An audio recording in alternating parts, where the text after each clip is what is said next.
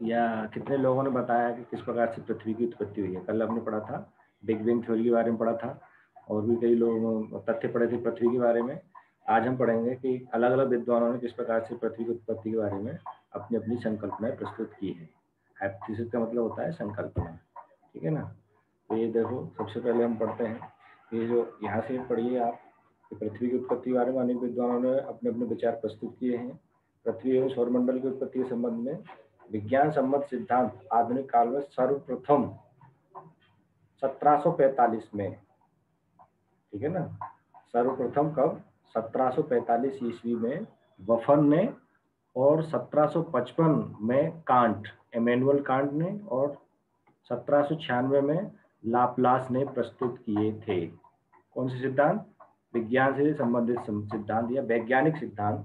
तीन लोगों ने, एक ने 1745 में वफन ने, 1755 में कांट ने, और 1796 में लाप्लास महोदय ने प्रस्तुत किया था या प्रस्तुत बताया था कि पृथ्वी की उत्पत्ति किस प्रकार से हुई। इनमें से कुछ सिद्धांतों में अकेले सूर्य से पृथ्वी एवं अन्य ग्रहों की उत्पत्ति की कल्पना की गई है। क्या बताया है? कि सूर्य से ही पृथ्वी एवं अन्य ग्रहों की उत्पत्ति हुई है, ऐसा कई सिद्धांतों में बताया गया है।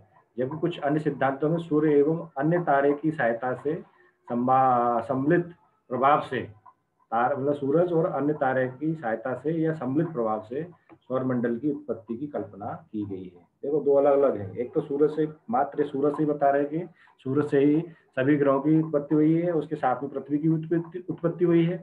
और दूसरा क्या बता रहे हैं? सूरज एवं अतिरिक्त अन्य तारे की सहायता से या सम्मिलित प्रभाव से क्या हुआ है? सौरमंडल की उत्पत्ति हुई है। इसके अतिरिक्त 20वीं सदी में कुछ विभिन्न प्रकार की अधिक जटिल किंतु बुद्धिमत्तापूर्ण संकल्पनाएं या सिद्धांत प्रस्तुत किए गए हैं। इस प्रकार अब तक के सौरमंडल एवं पृथ्वी की उत्पत्ति के सिद्धांतों को निम्न तीन वर्गों में रखा जाता है, ठीक है ना। अलग अलग वैज्ञानिकों ने अलग अलग कंसेप्ट दिया है, अलग अलग सिद्धांत प्रस्तुत किया है। उनको तीन कैटेगरी में रखा जाता है। एक वो जो सूरज, एक तारा बोलते हैं उसको, सूरज से जिसके मतलब सौरमंडल की उत्पत्ति मानते हैं। दूसरा सूरज और अन्य ग्रह से। और तीसरा जो आधुनिक सिद्धांत है, वो तीन कैटेगरी में उसको बांटते हैं। सबसे पहला क्या है? एक तारक या अद्वैतवादी सिद्धांत।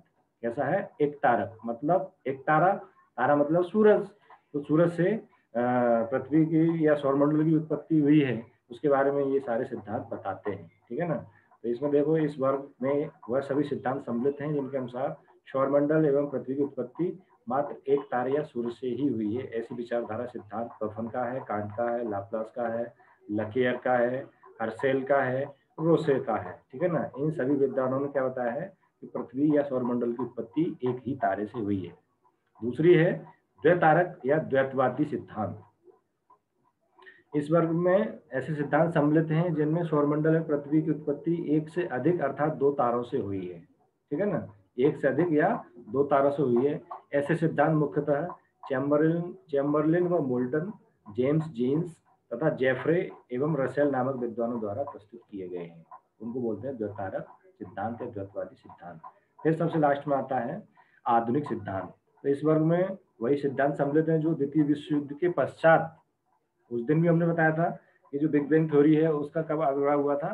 द्वितीय विश्व युद्ध के पश्चात बताया था कि बिग बैंग थ्योरी या बिग बैंग विस्फोट हुआ था, इससे पूरे ब्रह्मांड का या पूरे सौरमंडल का निर्माण हुआ है। इसमें भी वही बता रहा है, द्वितीय विश्व युद्ध के पश्चात होने वाले अत्याधुनिक वैज्ञानिक आविष्कारों एवं ब्रह्मांड के विषय में एकत्रित नवीन जानकारी पर आधारित रहे हैं। इसमें सबसे मुख्य है ऑफवेन का विद्युत चुंबकीय सिद्धांत, डॉक्टर विश्रेकर का है सिद्धांत, प्रोफेसर हॉयल एवं लिटन का नोवा तारा सिद्धांत है, और ओटो श्मिट का सिद्धांत है, ठीक है ना।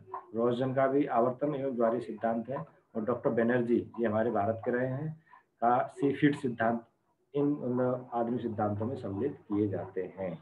अब इसको इस प्रकार से हम एक चार्ट के द्वारा समझ सकते हैं। एक तारक जो परिकल्पना है और द्वैतारिक परिकल्पना है, और आधुनिक जो परिकल्पना है वो अलग अलग प्रकार की है। तो एक तारक जो परिकल्पना किसकी है? सबसे पहले कास्टिदा बफन का सिद्धांत है, कांट की वायव्य राशि परिकल्पना है, लैपलास की न्यारगा परिकल्पना है, रोसे की परिकल्पना है, और लोकेयर के उल्का परिकल्पना है। द्वैतारक में चैम्बरलिन तथा मोल्टन की ग्रहाणु परिकल्पना है, जीन्स एंड जेफरे की ज्वारीय परिकल्पना है, और रसेल की द्वैतारिक परिकल्पना है। अन्य आधुनिक जो परिकल्पना है उसमें होयल तथा लिटन की है।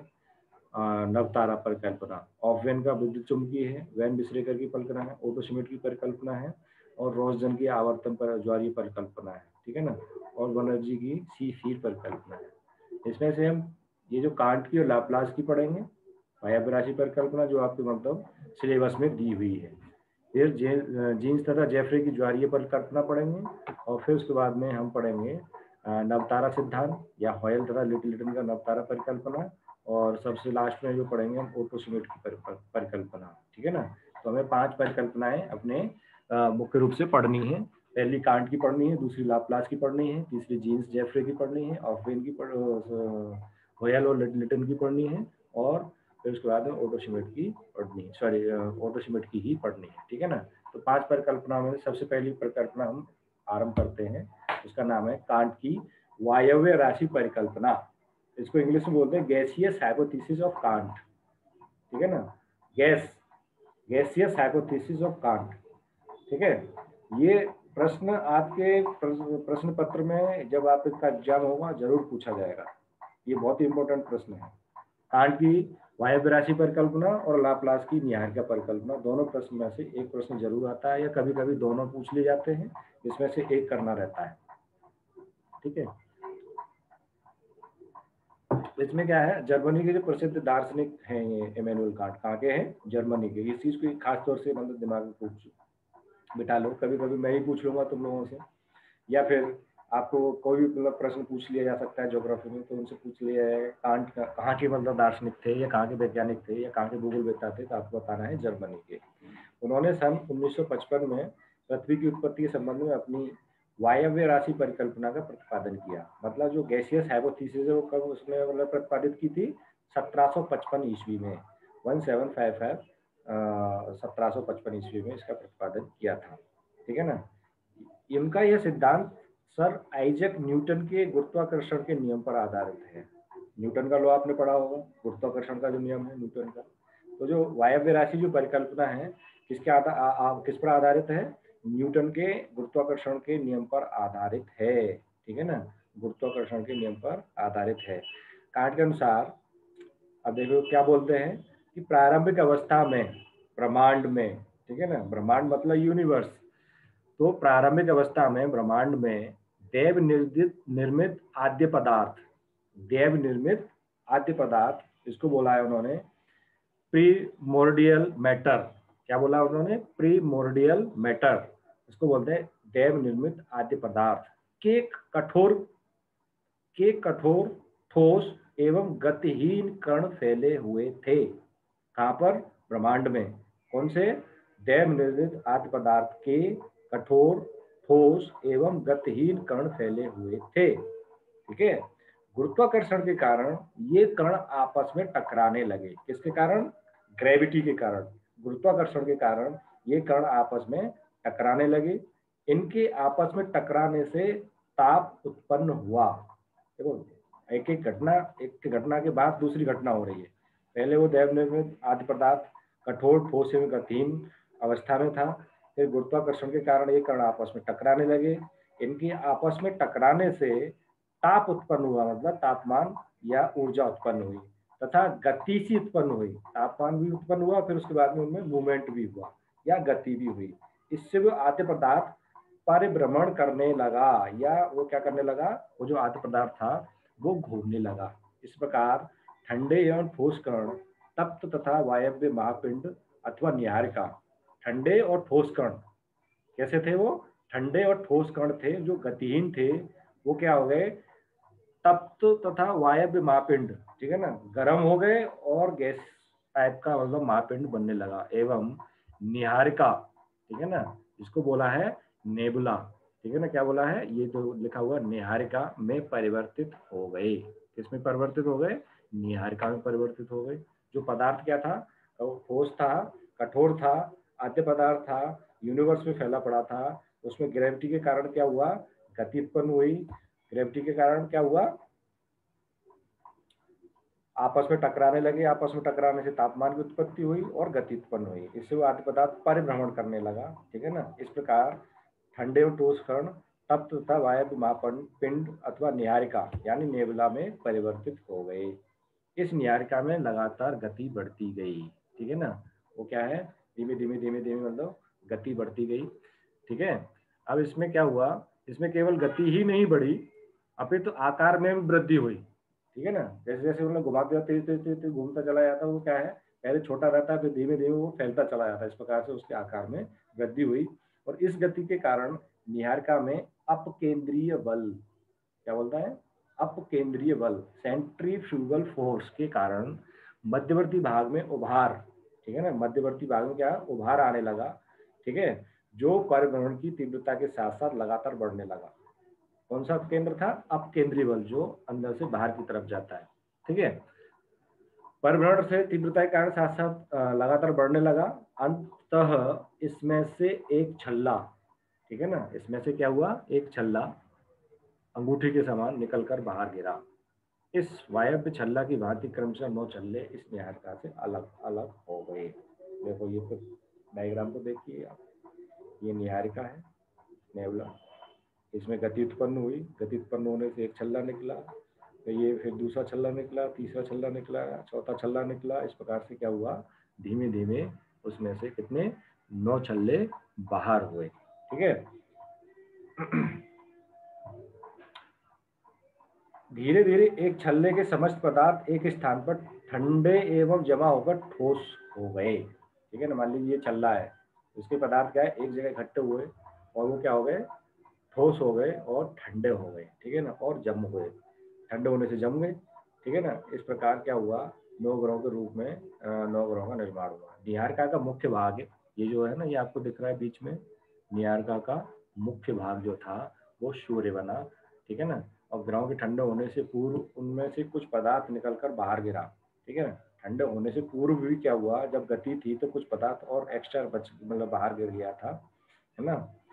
तो उसमें क्या हुआ, जिससे ग्रहों के उपग्रहों की रचना हुई। किससे, उस जो एक्स्ट्रा जो पदार्थ निकला हुआ था, मतलब गिर गया था ब्रह्मांड में, उससे क्या हुआ, उपग्रहों की रचना हुई। इस प्रकार पृथ्वी की उत्पत्ति हुई।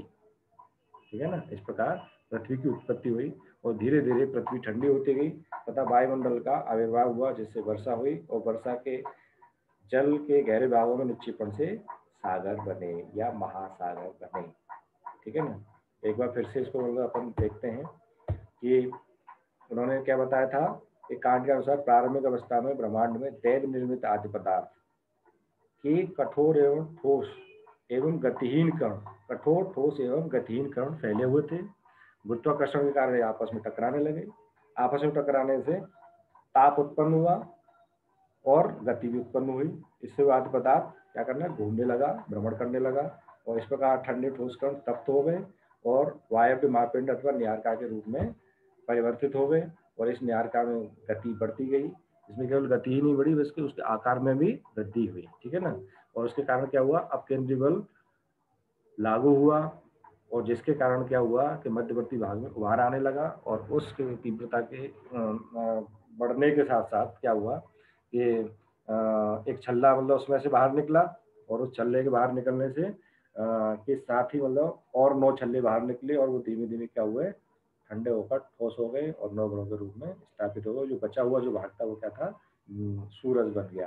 ठीक है ना, ठंडे होने की प्रक्रिया में कुछ एक्स्ट्रा मटेरियल या उसका ही पार्ट क्या था और निकला, तो उससे क्या हुआ, उपग्रहों का निर्माण हुआ। इस प्रकार धीमे धीमे पृथ्वी की उत्पत्ति हुई और अन्य 9 ग्रहों की भी उत्पत्ति हुई।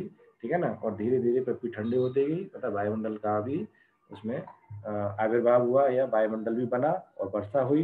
ठीक है ना, और वर्षा जब क्या हुआ, जब पृथ्वी पर कई सालों तक, कई हजार सालों तक वर्षा हुई, तो उससे क्या हुआ कि महासागर का पानी, या जहाँ पर निचली स्थान था वहां पर क्या पानी भर गया, और उससे महासागर का निर्माण हुआ। ठीक है ना, अब देखो कि यहाँ पे क्या लिखा हुआ है कि कांट महोदय ने क्या बताया कि अपनी परिकल्पना के आधार पर ग्रहों एवं उपग्रहों की रचना को समझाया है। वो है मतलब पहला व्यक्ति है जिसने बताया कि पृथ्वी की उत्पत्ति कैसे हुई थी। ठीक है ना, उनका तो यहाँ तक कहना है, अभी भी मतलब इस चीज को मतलब प्रूव करने के प्रयास कर रहे हैं बहुत सारे भूगोलवेत्ता, बहुत सारे वैज्ञानिक। उन्होंने बोला था कि मुझे पदार्थ दो, कौन सा पदार्थ, वही आद्य पदार्थ जो कि यूनिवर्स में था, मैं दिखाऊंगा कि उससे विश्व की रचना किस प्रकार होती है।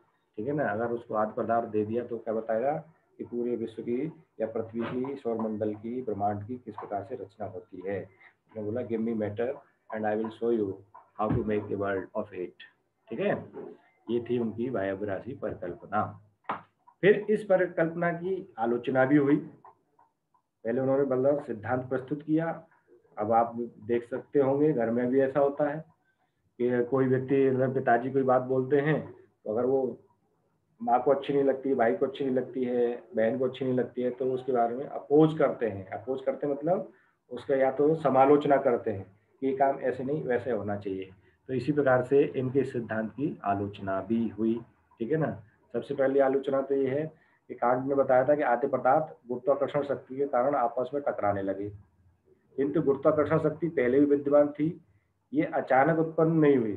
ठीक है ना, गुरुत्वाकर्षण पहले भी थी, ये अचानक उत्पन्न नहीं हुई, तो इसने पहले ही अपना प्रभाव क्यों नहीं दिखाया, और ये पदार्थ आया कहाँ से, इसके बारे में इन्होंने कोई स्पष्ट बताया नहीं है। ठीक है ना। फिर उसके बाद में आद्य पदार्थों के परस्पर टकराने से परिभ्रमण गति उत्पन्न हुई, किंतु किरणों के आपसी टकराव से गति पर कोई प्रभाव नहीं पड़ता। ये सिद्धांत है, एक कणों के आपस में टकराने से गति पर कोई प्रभाव नहीं पड़ता। तो टकराने से परिभ्रमण गति उत्पन्न हुई, कैसे हुई, है ना। कोणीय संवेग की सुरक्षा के सिद्धांत, principle of conservation of angular momentum के आधार पर किसी गतिज पदार्थ के आपस में टकराने से गति का आविर्भाव नहीं होगा। ठीक है, कोणीय संवेग के अनुसार गतिज पदार्थों के टकराने से भी गति प्राप्त नहीं होगी। तो ये गति कैसे उत्पन्न हुई ये उन्होंने नहीं बताया। इस प्रकार से उनकी आलोचना की गई है। कांट का मानना था कि न्यायिका के आकार में वृद्धि से उनकी गति में भी वृद्धि हुई, आकार में वृद्धि से उसकी गति में वृद्धि हुई, किंतु यह गलत है, क्योंकि कोणीय संवेग की स्थिरता के सिद्धांत के आधार पर यदि आकार बढ़ता है तो गति घटती है। अगर आकार बढ़ता है तो गति क्या होती है, घटती है, और यदि आकार घटता है तो गति बढ़ती है। तो उन्होंने इस प्रकार का मतलब गलत सिद्धांत मतलब बताया है, या मतलब इस प्रकार से उन्होंने पूरी जानकारी नहीं दी है कि वो गति किसके आधार पर बढ़ी है। न्यायिका में ताप वृद्धि का कारण गुरुत्वाकर्षण शक्ति को माना गया है, किंतु इसकी अधिक ऊष्मा प्राप्त नहीं हो सकती कि पदार्थ तरल अवस्था में आ जाए। ठीक है ना। और यह भी क्या है कि न्यायिका से 9 छल्ले क्यों निकले, उसके बाद 10वां छल्ला क्यों नहीं निकला, या 8 छल्ले ही क्यों नहीं निकले। ठीक है ना। 9 छल्ले निकलने के बाद ये प्रक्रिया रुक क्यों गई। इस प्रकार से तो उनकी सिद्धांत की आलोचना की गई। ठीक है ना। नीचे पढ़ते हैं, यद्यपि कांट का विभिन्न आधारों पर विरोध किया गया, किंतु उसका महत्व कम नहीं है, क्योंकि उन्होंने बाद के विद्वानों को कार्य करने के लिए एक समस्या तो रखी। इसका सबसे अधिक लाभ तो लाप्लास महोदय ने उठाया, क्योंकि उनका सिद्धांत तो कांट के सिद्धांत पर ही आधारित है। तो ये था कांट का सिद्धांत कि किस प्रकार से पृथ्वी ब्रह्मांड में आद्य पदार्थ घूम रहा था, और उसके घूमने से या स्थिर अवस्था में था, ठोस अवस्था में था, गतिहीन अवस्था में था, गति उत्पन्न हुई, गति उत्पन्न होने से फिर क्या हुआ, आपस में टकराने लगे, और आपस में टकराने से तापमान में वृद्धि हुई, और तापमान में वृद्धि होने से धीमे धीमे क्या हुआ,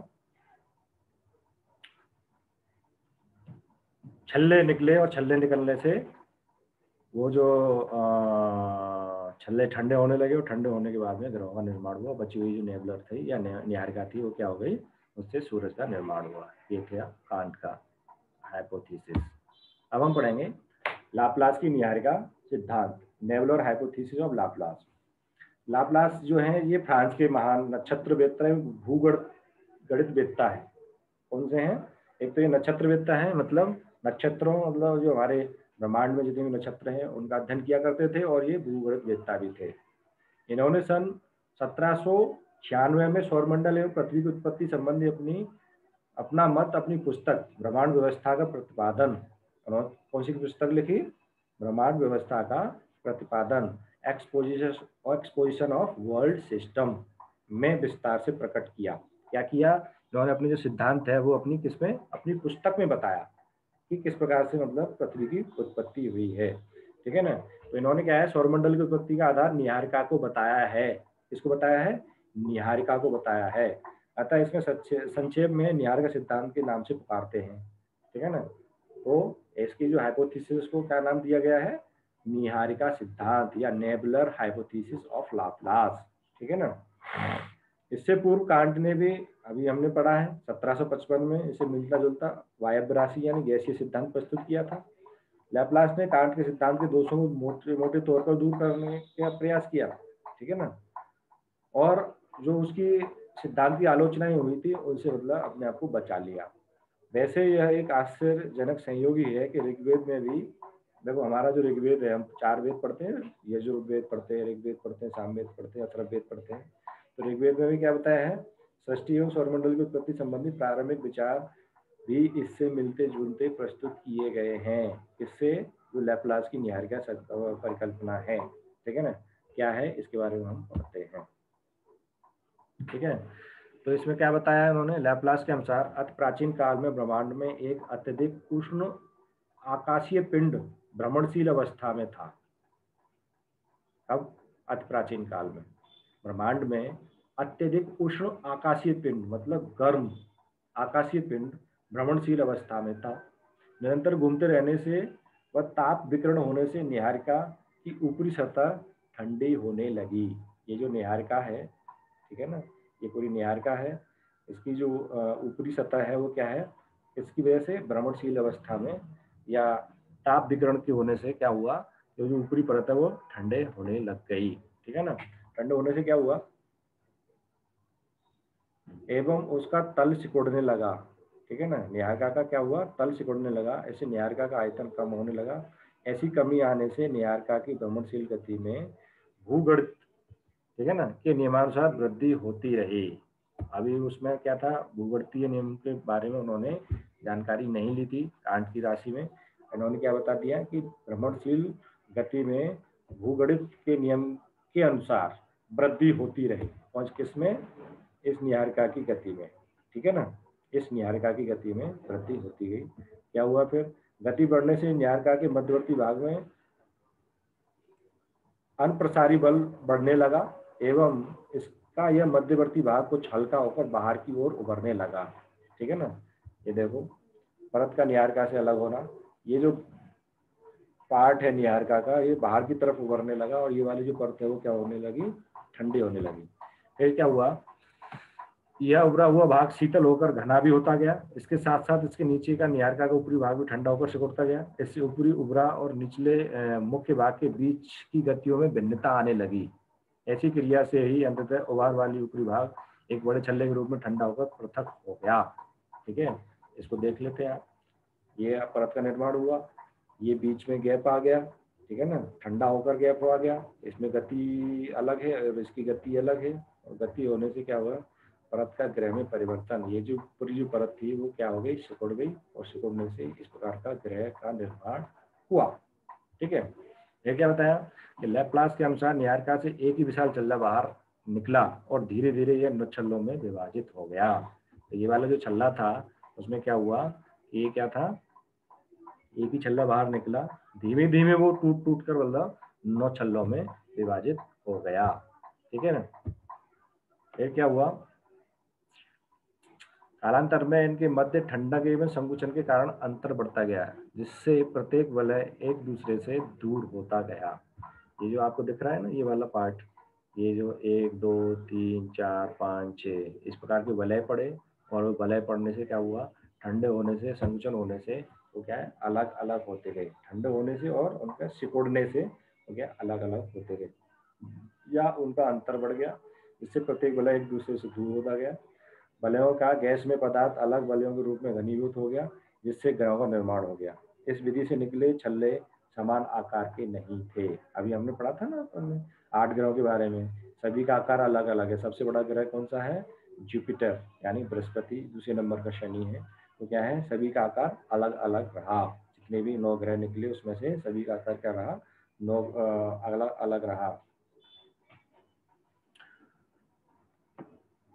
धीरे धीरे क्या हुआ, प्रत्येक छल्ला सिकुड़कर एक गांठ बन गया, अंततः ग्रह के रूप में परिवर्तित हो गया, और इस गांठ या ग्रंथि को लैप्लास ने उष्ण गैसीय पुंज या ग्रंथि का नाम दिया, ठीक है ना। किसका नाम दिया, उष्ण गैसीय पुंज या ग्रंथि का नाम दिया। ऐसे ठंडा होकर ठोस बनने से ही ग्रह बने। इस प्रकार लैप्लास के सिद्धांत के अनुसार पहले 9 ग्रह बने, और ग्रहों से भी इस विधि के उपग्रहों की उत्पत्ति हुई, और इस सिद्धांत के अनुसार वर्तमान में निहारिका का शेष बचा भाग ही सूर्य है।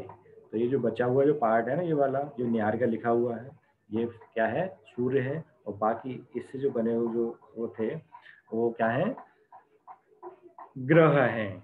ठीक है, इसकी भी आलोचना की गई, जिस प्रकार से कांट की आलोचना की गई इसी प्रकार से इसकी भी आलोचना की गई। गणित के नियमों के आधार के मानकर कांट की कमियों को दूर करने का उन्होंने मतलब प्रयास किया, लेकिन उन्होंने क्या है, छल्ला एक ही क्यों निकला, इसका कोई जवाब नहीं दिया। अब ऐसा कुछ क्यों नहीं दिखाई देता, मतलब ये जो घटना है दोबारा से क्यों नहीं होती है, ठीक है ना। उससे 9 ग्रह ही क्यों बने, 10वां ग्रह क्यों नहीं बना, या ज्यादा मतलब कम भी बन सकते थे, ज्यादा भी बन सकते थे। फिर उसके बाद में दूसरे नंबर पे लिखा हुआ है कि छल्ले के सभी कण 9 वलयों में एकत्रित हो गए, तो अवान्तर ग्रह एवं उल्का पिंड कहाँ से आया, ठीक है ना। जो निहारिका थी वो कहाँ से आई, उसके बारे में उन्होंने कोई जानकारी नहीं दी गई।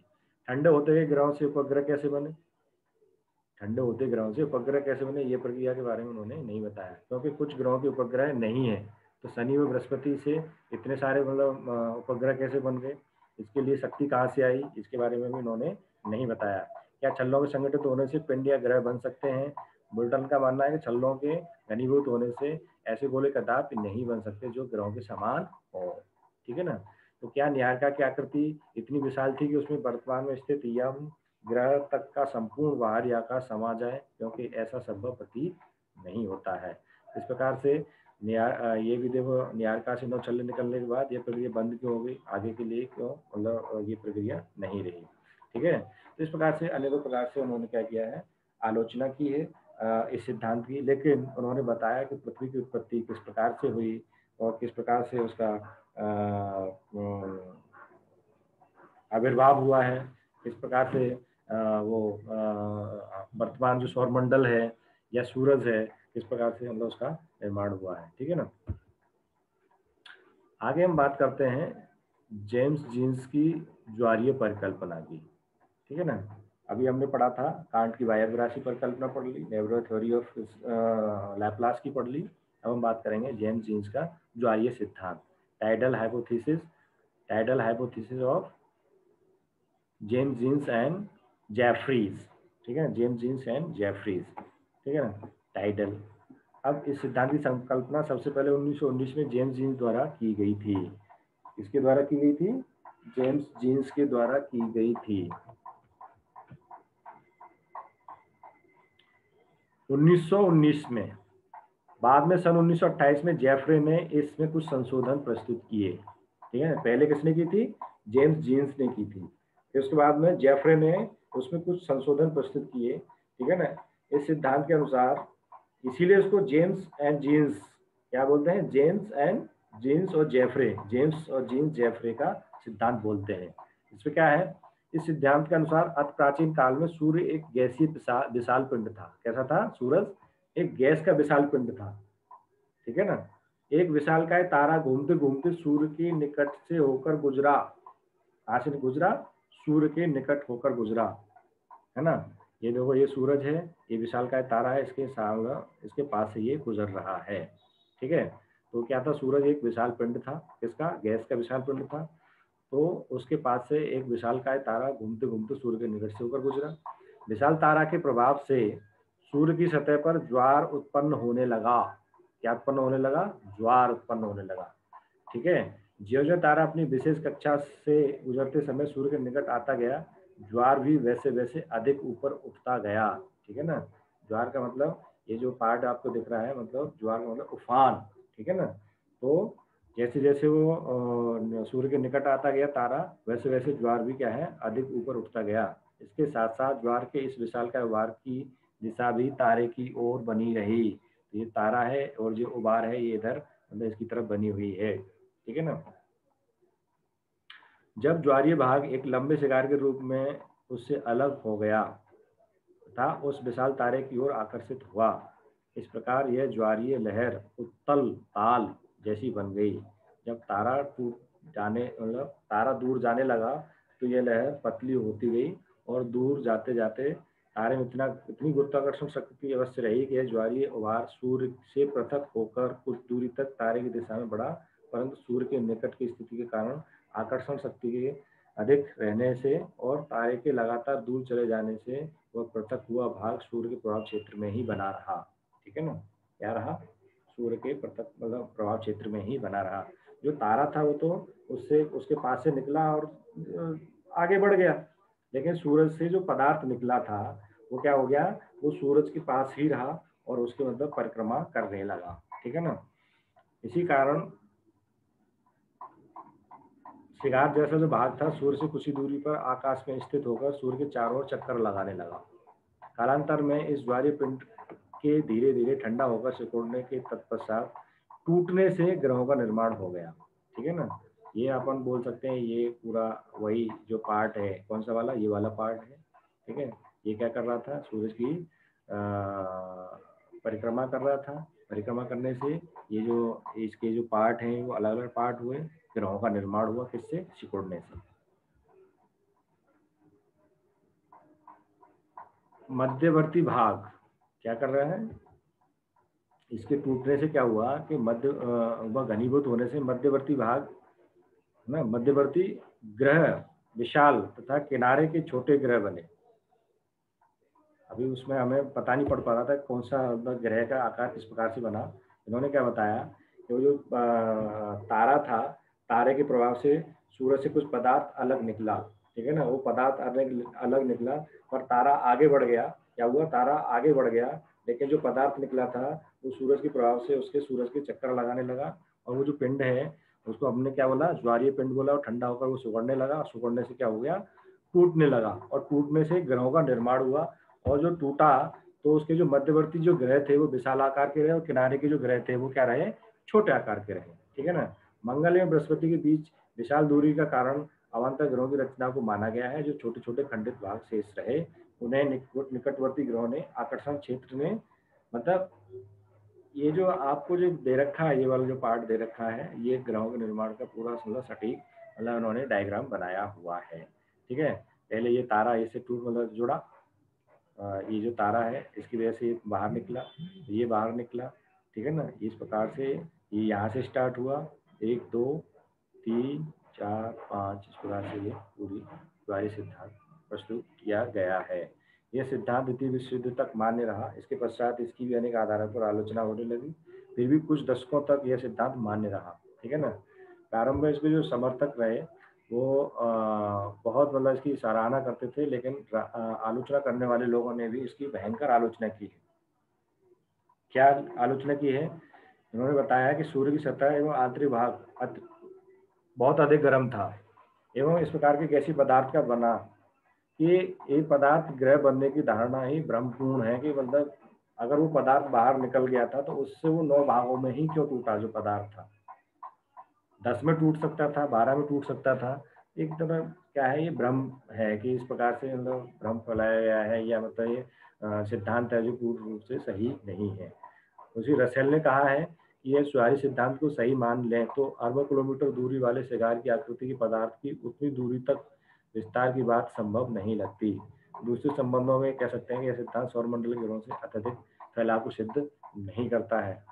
नंबर 3 पे दिया हुआ है, कुछ ग्रहों के उपग्रह विपरीत दिशा में घूमते हैं। ये भी एक बहुत इंपॉर्टेंट माना हुआ है कि कुछ ग्रहों के क्या है, उपग्रह जो क्या उल्टी दिशा में घूमते हैं। तो इसका उत्तर इस सिद्धांत से प्राप्त नहीं होता है। फिर है कि ऐसे तारे के आने से एकमात्र घटना कल्पना ही मानी जा सकती है। ठीक है। ये इस सिद्धांत के अनुसार मंगल ग्रह का आकार सबसे बड़ा होना चाहिए, क्योंकि मंगल ग्रह चौथे नंबर का है, 3 इधर या 4 इधर। तो परंतु मंगल ग्रह का जो आकार है वो छोटा है, बृहस्पति का बड़ा है। ठीक है ना। अंतरिक्ष में तारों की आसानी से दूरियां इतनी अधिक हैं कि उनके एक दूसरे निकट आने की संभावना बहुत कम है। तो इस प्रकार से इसके आलोचना की गई है। फिर भी इन आलोचनाओं से बचने के लिए इन लोगों ने इसमें सुधार भी किया है। ठीक है। ये है चैम्बरलेन मोल्टन की ग्रहाणु सिद्धांत। क्या है ये, चैम्बरलेन एवं मोल्टन का ग्रहाणु सिद्धांत। इस सिद्धांत की कल्पना 20वीं सदी के प्रारंभ में 1904 में 2 अमेरिकी विद्वान चैम्बरलेन मोल्टन ने प्रस्तुत की थी। ठीक है ना। इसका मूल उद्देश्य क्या था, न्याय के सिद्धांत से हटकर सौरमंडल में पृथ्वी की उत्पत्ति के संबंध में नई विचारधारा प्रस्तुत करना था। क्या था, नई विचारधारा प्रस्तुत करना था, जो किसने दी थी, पृथ्वी की उत्पत्ति के संबंध में न्याय का सिद्धांत जिसको लैप्लास ने जो दिया था। ठीक है ना। या गैसियस जो हाइपोथेसिस है उसको उन्होंने क्या है, सुधार किया है। उसके आधार पर नई क्या बोलते हैं विचारधारा का उन्होंने क्या किया, प्रस्तुत करने का प्रयास किया है। कुछ बोलना चाह रहे हैं क्या आप?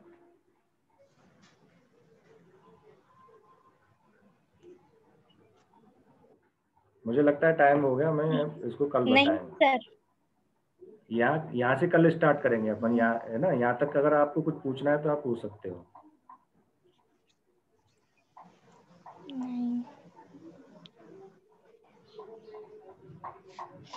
नहीं पूछ